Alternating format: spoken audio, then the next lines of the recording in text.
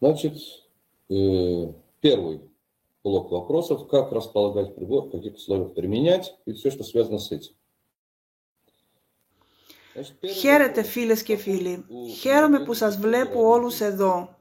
Σήμερα θα προσπαθήσω να απαντήσω σε όλες σας τις ερωτήσεις. Πώς να τοποθετούμε τη συσκευή και πώς να τη χρησιμοποιούμε. Θα ακολουθήσουν ερωτήσεις πάνω σε αυτά τα θέματα. Πρώτη ερώτηση. Ποια είναι η ακτίνα της δράσης της συσκευής? Η αποτελεσματική ακτίνα της δράσης της συσκευής είναι το μήκος του τεντωμένου χεριού ή λίγο περισσότερο. Αυτό εξαρτάται από τις συνθήκες του χώρου όπου βρίσκεστε και αν δεν υπάρχουν παρεμβολές. Η αποτελεσματική δράση της συσκευής είναι έως και 2 μέτρα. Να σας θέσω ένα παράδειγμα. Όταν ανάβετε ένα φακό και φωτίζετε το δρόμο στο σκοτάδι, βλέπετε κάποια αντικείμενα μπροστά σας, πολύ κοντά αλλά και αρκετά μέτρα μακριά σας. Η συσκευή επίσης δρά σε μεγάλη απόσταση, σε αρκετά μεγάλη απόσταση, αλλά η αποτελεσματικότερη δράση της θα είναι προφανώς σε κοντινή απόσταση. Излучатель находится с задней стороны прибора. Вся задняя поверхность – это антенна. Δεύτερη ερώτηση. Πού βρίσκεται το σημείο της ακτινοβολίας της συσκευής? Με ποια πλευρά θα πρέπει να γυρίζουμε τη συσκευή προς το σώμα μας? Ο πομπός της ακτινοβολίας βρίσκεται από την πίσω πλευρά της συσκευής. Όλη η πίσω της πλευρά είναι ο πομπός. Η εκπομπή της ακτινοβολίας έχει σχήμα κονοειδής, στενό στη βάση και σταδιακά να ανοίγει διάπλατα προς τα έξω. Τώρα, με ποια πλευρά τη γυρίζουμε προς το σώμα μας? Στις οδηγίες αναγράφεται ότι μπορούμε να βάζουμε τις παλάμες μας πίσω από τη συσκευή.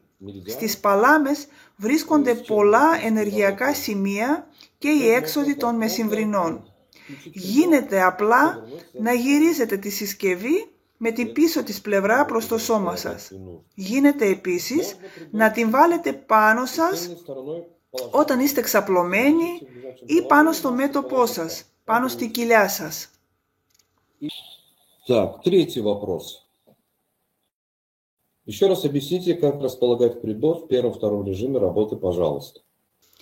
Εξηγήστε παρακαλώ πώς χρησιμοποιούμε τη συσκευή στην πρώτη και δεύτερη λειτουργία.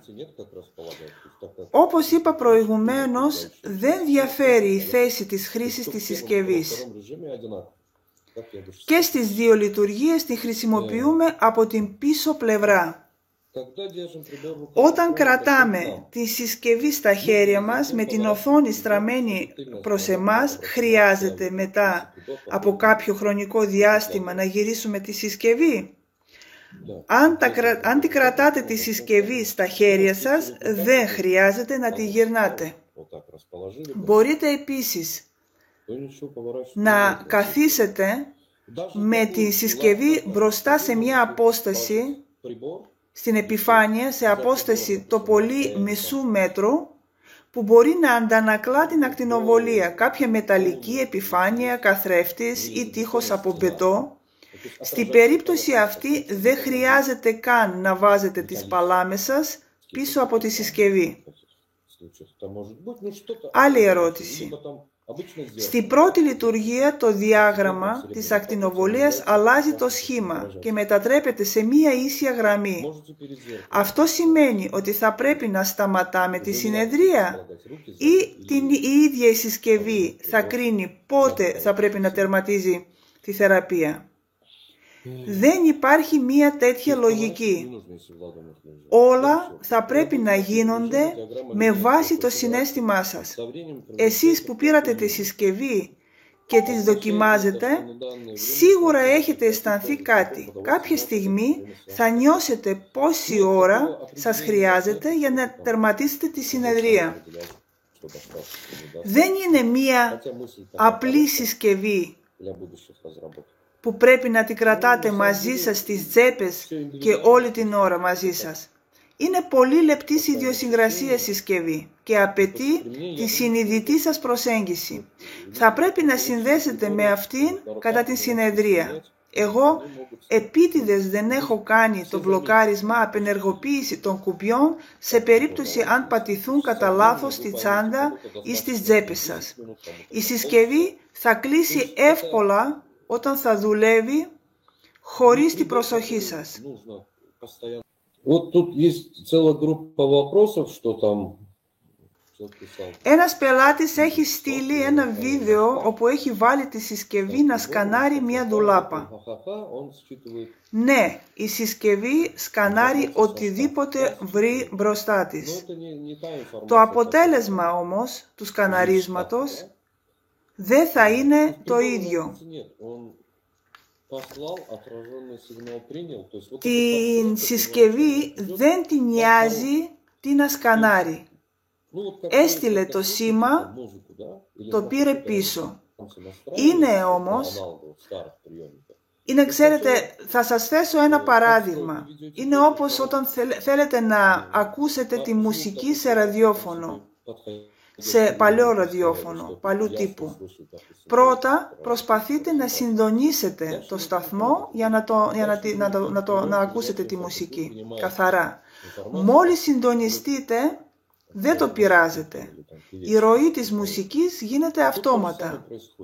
Λαμβάνετε την πληροφορία που σας μεταδίδει ο σταθμός. Το ίδιο συμβαίνει και με τη συσκευή μας.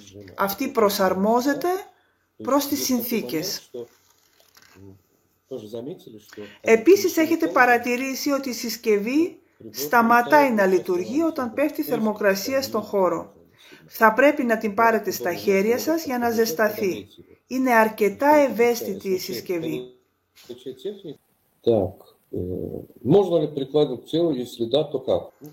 Άλλη ερώτηση. Γίνεται να τοποθετούμε τη συσκευή πάνω στο πονεμένο σημείο ή όργανο? Ναι, γίνεται και χρειάζεται κιόλας. Θα υποφεληθείτε από αυτό. Αν τη τοποθετούμε σε παθολογικό όργανο, θα ακολουθήσει τοπική ίαση. Η έννοια τοπική ίαση δεν είναι σωστή. Όλα στον οργανισμό μας είναι συνδεδεμένα. Ακόμα και αν έχουμε μία μικρή γρατζουνιά κάπου στο σώμα, όλος ο οργανισμός λειτουργεί ως ένα για να επουλώσει τη γρατζουνιά αυτή. Άλλη μια ερώτηση. Πόση ώρα μπορούμε να κρατάμε τη συσκευή πάνω στο σώμα μας? Δεν μπορεί να βλάψει το δέρμα μας? Όχι, δεν βλάπτει το δέρμα μας. Η συσκευή θερμαίνεται όταν φορτίζει, αλλά και πάλι. Όχι πάρα πολύ, όχι υπερβολικά. Какие требования к помещению? Нужно ли обязательно изолироваться от людей и животных? Επόμενη ερώτηση. Σε ποια απόσταση από άλλους ανθρώπους μπορούμε να βρισκόμαστε την ώρα της συνεδρίας? Πόσο μακριά μπορούν να είναι τα ζώα? Υπάρχουν κάποιες προδιαγραφές. Η θερμοκρασία όχι κάτω των 22 βαθμών. Στο χώρο δεν πρέπει να είναι σε λειτουργία κάποιες συσκευές που γυρίζουν ή είναι σε ταλάντωση. Κλειστός ο υπολογιστής, γιατί έχει τον ανεμιστήρα. Ο ρούτερ κλειστός. Το κινητό, τηλέφωνο. Όταν λέμε κοντά στους άλλους ανθρώπους, εννοούμε μερικά εκατοστά απόστασης.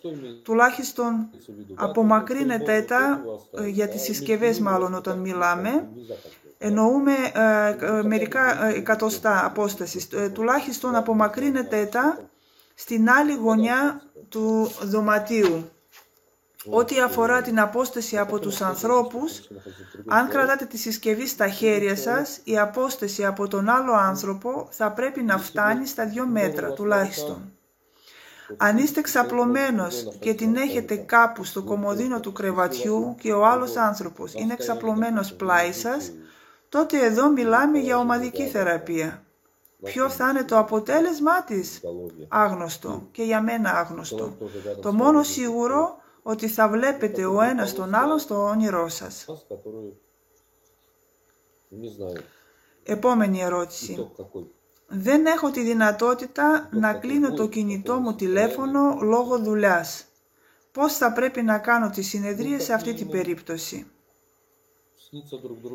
Εδώ θα πρέπει να βάλετε κάποιες προτεραιότητες. Αν αγοράσετε τη συσκευή για κάποιο λόγο, τότε θα πρέπει να τηρήσετε τις προδιαγραφές και να βάλετε κάποια όρια στις συνήθειές σας αν θέλετε να έχετε αποτελέσματα.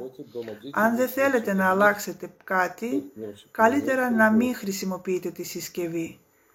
Πιθανόν να μην σας χρειάζεται και τόσο. Вот дальше вопрос. Можно ли использовать за рулем? Άλλη ερώτηση. Μπορούμε να τη χρησιμοποιούμε ενώ οδηγάμε? Δεν σας συνιστώ να χρησιμοποιείτε τη συσκευή όταν οδηγείτε το αυτοκίνητο. Η ταχύτητα της μετακίνησης του σώματός σας στο αμάξι υπερβαίνει εκείνη της φυσικής πραγματικότητας. Δεν ξέρουμε πού μπορεί να σας πάει η χρήση της συσκευής στο κινούμενο αμάξι. Επόμενη ερώτηση. Μπορώ να κάνω κάποιες δραστηριότητες την ώρα της συνεδρίας? Να πλέκω ή να πίνω τσάι? Ναι, μπορείτε. Σε ακίνητη θέση μπορείτε να πίνετε κάτι, να πλέκετε. Μάλιστα θα σας συνιστούσα κιόλας να πλέκετε την ώρα της συνεδρίας. Έχει πάρα πολύ καλή δράση στον εγκέφαλο το πλέξιμο. Второй блок вопросов. Как непосредственно использовать? В какое время суток предпочтительнее? Можно ли ночью во время сна прибор бодрить или нет? Δεύτερη στήλη ερωτήσεων. Μπορούμε να τη χρησιμοποιούμε τη νύχτα? Ποιες ώρες προτιμότερο να τη χρησιμοποιούμε?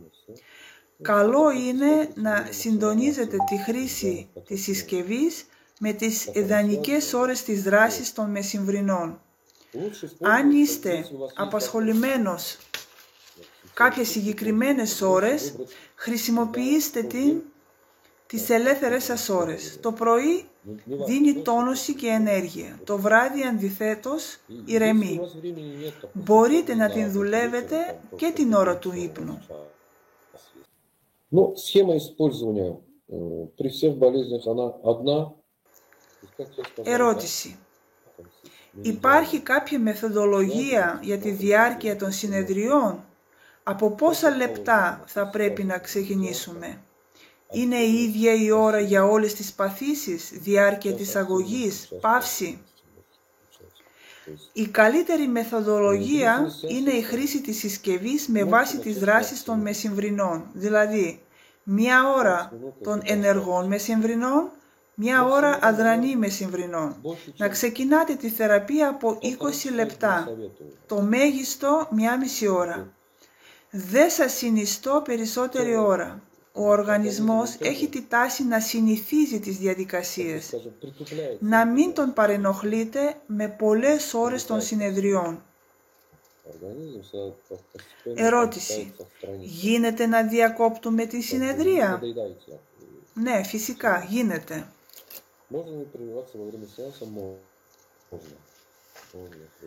Ερώτηση. Ποια αίσθηση θα πρέπει να έχουμε από τη χρήση της? Ζεστασιά, τσιμπήματα? Αν δεν νιώθω κάτι, σημαίνει ότι δεν δρά πάνω μου? Εγώ προσωπικά όταν δουλεύω τη συσκευή νιώθω τσιμπήματα στις άκρες των αυτιών. Ο καθένας αντιδρά διαφορετικά. Κάποιοι νιώθουν τη ζεστασιά. Ακόμα και αν δεν νιώθετε κάτι, δέχεστε τη δράση της πάνω σας. Θα τη νιώσετε αργότερα, να μην ανησυχείτε γι' αυτό. Η συσκευή δουλεύει ούτως ή άλλως. Если во время сеанса я почувствую себя плохо, значит мне этот вид терапии не подходит или я постепенно привыкну. Αν δεν νιώθω καλά στη διάρκεια της θεραπείας, αυτό σημαίνει ότι η θεραπεία δεν μου ταιριάζει? Ή μήπως με τον καιρό θα τη συνηθίσω? Είναι πολύ σχετική η έννοια «δεν νιώθω καλά». Αν έχετε την αρτηριακή πίεση και σας ανέβει και η πίεση πολύ κατά τη συνεδρία, να την σταματήσετε και να την συνεχίσετε αργότερα. Αν όμως έχετε κάποια γενική δυσφορία, τάση για εμετό ή μπορεί να πεινάτε κιόλας, είναι ένδειξη ότι κάτι σταθεροποιείται μέσα σας. Όχι ότι να το συνηθίσετε στη συνέχεια, σταδιακά θα ισορροπηθεί αυτό και θα φύγει. Από τους 10 στους 8 ξεκινάει η κάθαρση ύπατος, χολής. Με τον καιρό σταθεροποιείται η κατάσταση. Ερώτηση. Πότε δεν κάνει να χρησιμοποιούμε τη συσκευή, σε ποιες ασθένειες? Δεν μπορώ απόλυτα να πω για κάποιες συγκεκριμένες ασθένειες. Για παράδειγμα, αν έχετε τους λίθους στη χολή και σας έχουν πει για χειρουργία, όχι ότι δεν κάνει να τη χρησιμοποιείτε, αλλά θέλει ιδιαίτερη προσοχή. Θα πρέπει, αν μη τι άλλο, να πιείτε από πριν κάποια φυσικά ροφήματα για να μαλακώσουν οι λίθοι στη χολή, σε περίπτωση της αποβολής τους. Πάντως δεν υπάρχει περίπτωση να χειροτερέψει μια προχωρημένη ασθένεια και να καταλήξει ο άνθρωπος μετά τη χρήση της συσκευής. Για τις ασθένειες που δεν πρέπει να χρησιμοποιείται, δεν συνιστάται η χρήση του όταν έχει κάποιος τον βηματοδότη. Οι συγκεκριμένες συχνότητες διεσδύουν τόσο βαθιά που υπάρχει πιθανότητα να επηρεαστεί η λειτουργία του βηματοδότη.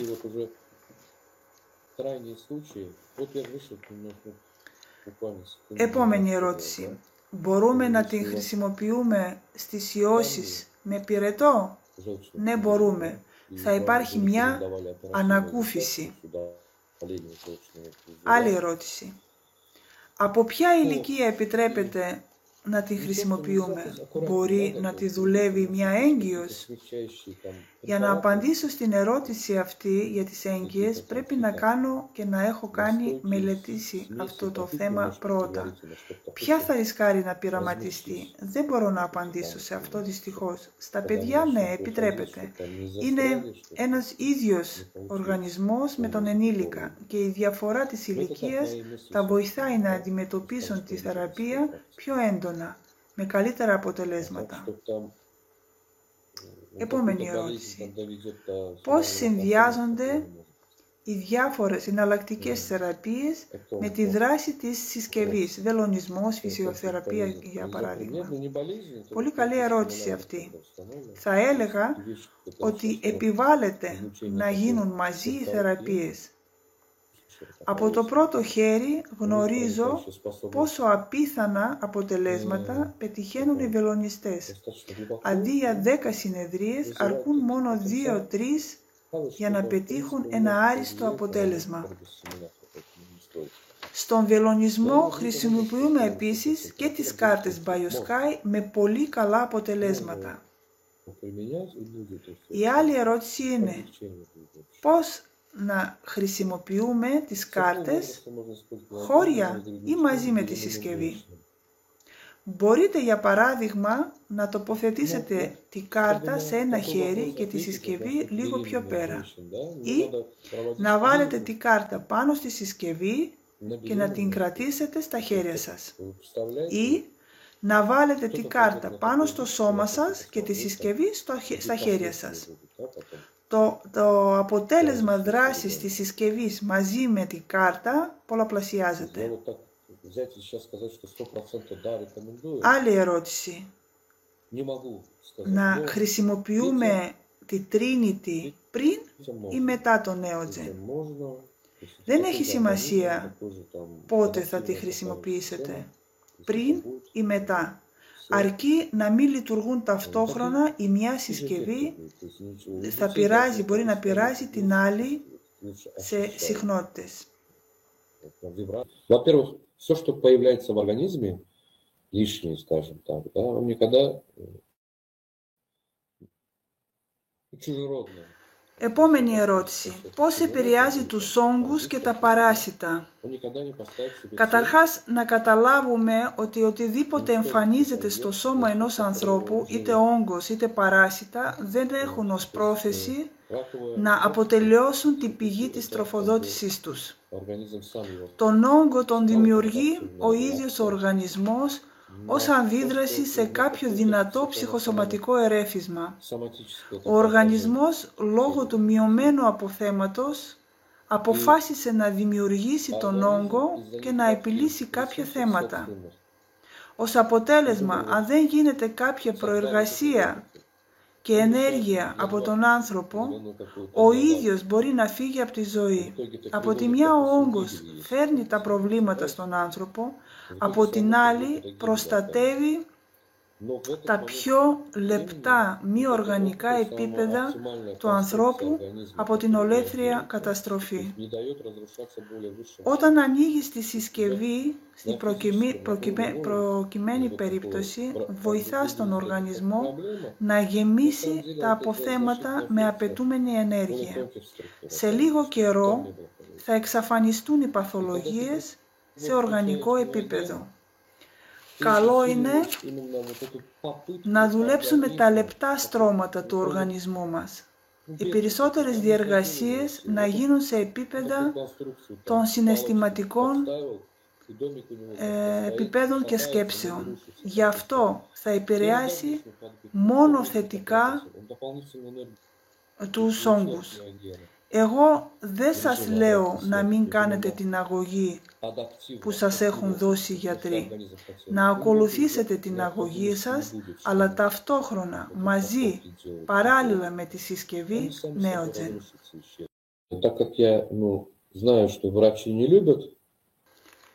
Επόμενη ερώτηση. Πώς επηρεάζεται το νερό? Μπορούμε να ενεργοποιούμε το νερό με τη συσκευή? Επηρεάζει η συσκευή με το καλύτερο τρόπο. Ενεργοποιεί και αλλάζει τη δομή του, όπως και οι κάρτες BioSky. Η μέγιστη διάρκεια ενεργοποίησης του νερού έως 15 λεπτά. Περισσότερο δεν έχει νόημα να κρατάτε την κάρτα. Είναι σαν μια φορτισμένη μπαταρία. Όταν έχει γεμίσει, δεν έχει νόημα να την κρατάτε στη πρίζα.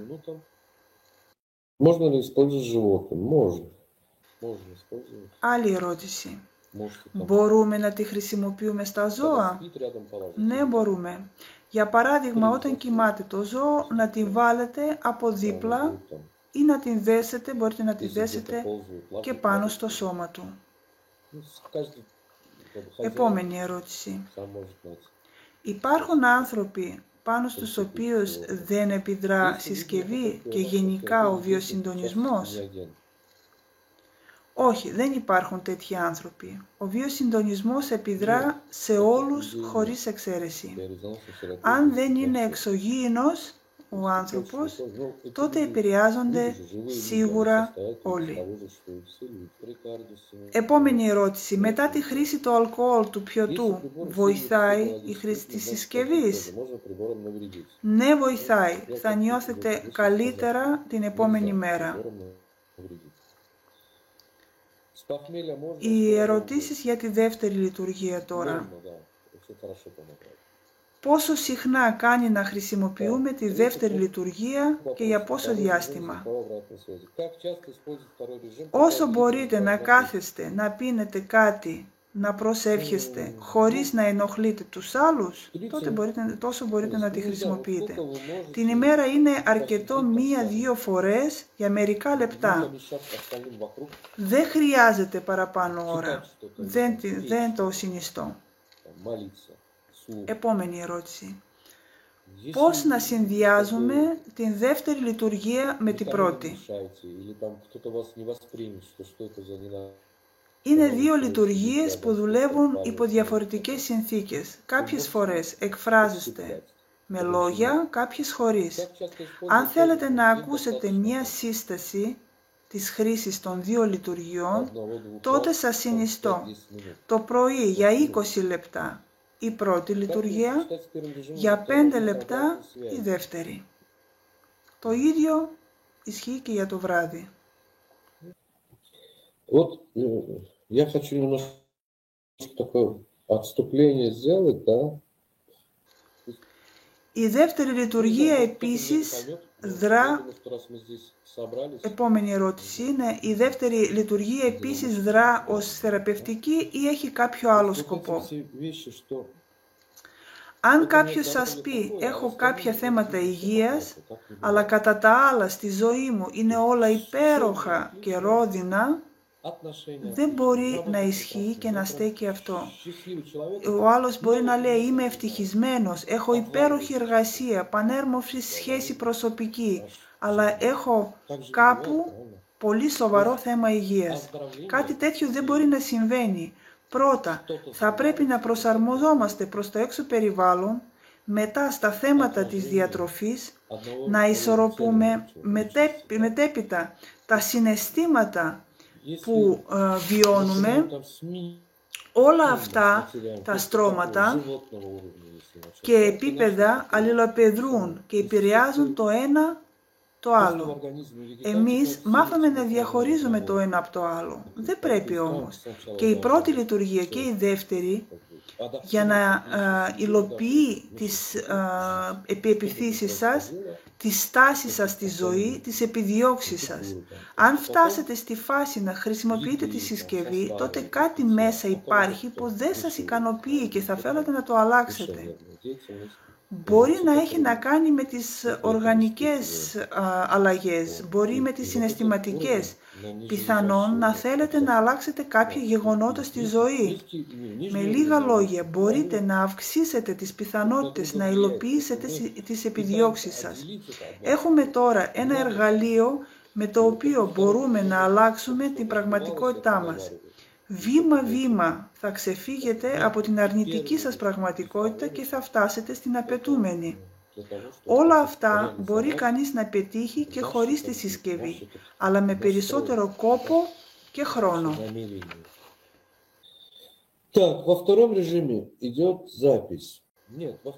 Επόμενη ερώτηση. Στην δεύτερη λειτουργία γίνεται καταγραφή ή όλα λειτουργούν τη συγκεκριμένη στιγμή? Όχι, η καταγραφή παραμέτρων δεν γίνεται. Ό,τι προφέρεις αντανακλάται και επιστρέφει πίσω. Την ίδια στιγμή επιστρέφει η ακτινοβολία. Στη στιγμή που μιλάς, σκανάρει όλο σου τον οργανισμό.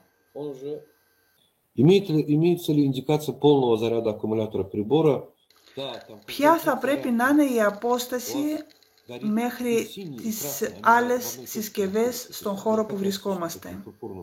Να υπολογίζετε περίπου για 3 φορές περισσότερη απόσταση από εσάς και τη συσκευή Neogen. Αν έχουμε κάνει εγχείρηση στο γόνατο και βάλαμε τιτάνιο, μπορούμε να βάζουμε πάνω του τη συσκευή? Ναι, μπορείτε να το κάνετε.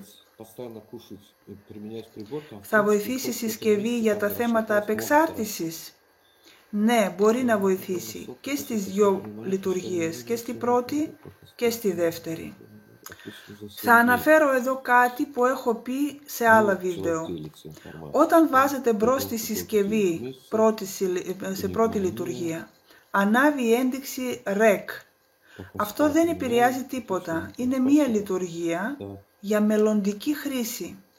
Είναι ενσωματωμένη μέσα της πια, αλλά πρόκειται να λειτουργήσει στο άμεσο μέλλον. Όταν θα κρατάτε τη συσκευή στα χέρια σας στη διάρκεια 1 λεπτού, οτιδήποτε πείτε ή κάνετε, το μηχάνημα θα το καταγράφει και θα το αποθηκεύει στη μνήμη του. Θα υπάρχει μία εφαρμογή στην οποία θα στέλνετε τα αποτελέσματα της καταγραφής πριν και μετά τη θεραπεία. Η εφαρμογή θα σας δείχνει πόσο αποτελεσματική ήταν η θεραπεία που κάνατε. Αυτό θα γίνει στο άμεσο μέλλον. Θα είναι πια πλέον και η διαγνωστική συσκευή. Μπορεί να χρησιμοποιήσει τη συσκευή ένας άνθρωπος σε αγχώδη κατάσταση ή μπορεί να τον βλάψει σε αυτή την περίπτωση? Αν έχετε συνειδητοποιήσει ότι η συσκευή μπορεί να σας χαλαρώσει, τότε μπορείτε να την χρησιμοποιήσετε. Αν αφορά όμως εσάς που επιθυμείτε γι' αυτό που νιώθετε, τότε ναι, μπορείτε. Αν εννοείτε κάποιον άλλο, να χαλαρώσετε κάποιον άλλο, τότε παίρνετε και το ρίσκο αντίστοιχο για έναν άλλο άνθρωπο. Και τελευταία ερώτηση, πείτε μας κάποιο έντονο περιστατικό της θετικής εξέλιξης της θεραπείας. Τα έντονα παραδείγματα θα τα βιώσετε εσείς οι ίδιοι. Ένα πολύ έντονο περιστατικό ήταν με έναν άνθρωπο που θεραπεύτηκε από το καρκίνο του ύπαρ σε 3 μήνες. Ήταν κάτι πάρα πολύ έντονο, το οποίο το κρατάω και μπορώ πια να το μοιραστώ μαζί σας. Νομίζω έχω απαντήσει στις ερωτήσεις σας.